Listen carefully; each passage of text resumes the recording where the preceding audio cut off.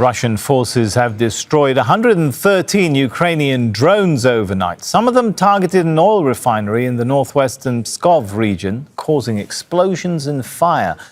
Russia also claims to have taken control of 2 Ukrainian settlements over the past 24 hours, and Ukraine's military has reported strikes on Russian troops and equipment. Both sides finished 2 days of US-brokered talks in Geneva on Wednesday. Ukrainian President Volodymyr Zelenskyy says officials from Kyiv and Moscow will soon hold another round of negotiations. Both sides say progress in those talks was limited and discussions have been difficult. Next Tuesday will mark 4 years since Russia began its full-scale invasion of Ukraine. The main sticking point in negotiations is who will control what in eastern Ukraine. Nearly all of the Donbass region, which includes Donetsk and Luhansk, is currently under Russian control. Moscow wants Kyiv to surrender the remaining part of the region, but Ukraine is refusing. However, Kyiv says it's open to a US proposal that would halt fighting at current positions along the 1,200-kilometer front line. Joining us now from Moscow is Andrey Kortunov. He's a Russian affairs analyst, former Director General of the Russian International Affairs Council. Good to have you with us. So let me bring a line to you that's just been dropping a short while ago, and that's the Ukrainian president being quoted as saying the next round of talks need to be held in Geneva, in Europe, and quote, I think we also need European representatives. Now, how is Russia likely to view that kind of statement for, requiring Europeans to be involved in the next round of talks? Well, as for location, I don't think that there is any particular preference on the Russian side. They agreed to have this round in Geneva, so why don't they have another round in Geneva as well? But Europeans might be a complicating factor because here in Moscow, they believe that Europeans are not a part of the solution, but rather a part of the problem, that basically they complicate the negotiating process.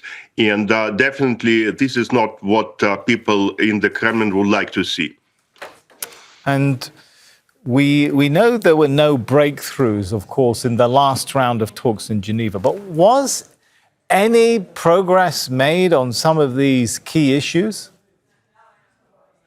Well, you can roughly divide the agenda into 2 parts. The military part, military technical part, was relatively successful.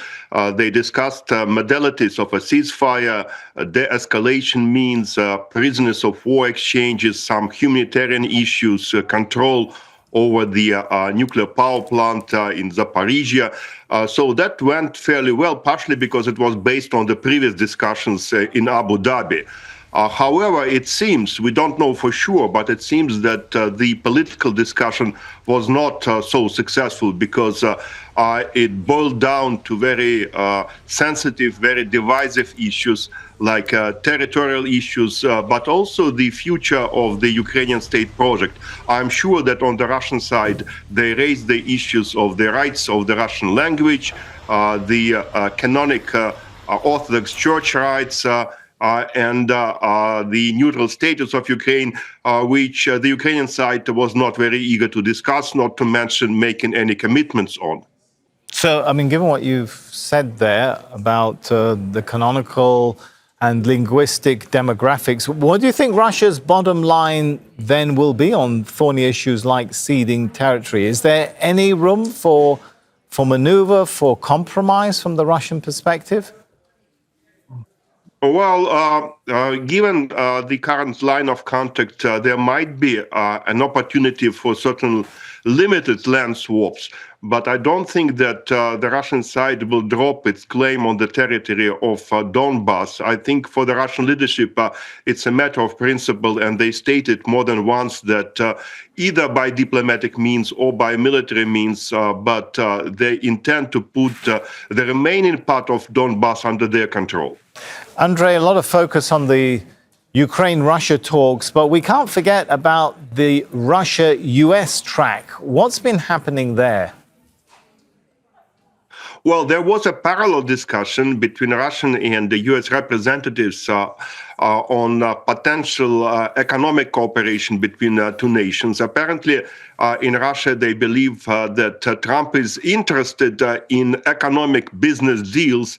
Therefore, I'm sure that they're ready to offer the United States a number of lucrative opportunities, provided that the United States is ready to lift or at least to ease some of the current economic sanctions against Russia. All right. Good to get your thoughts. Andrey Kortunov, Russian affairs analyst.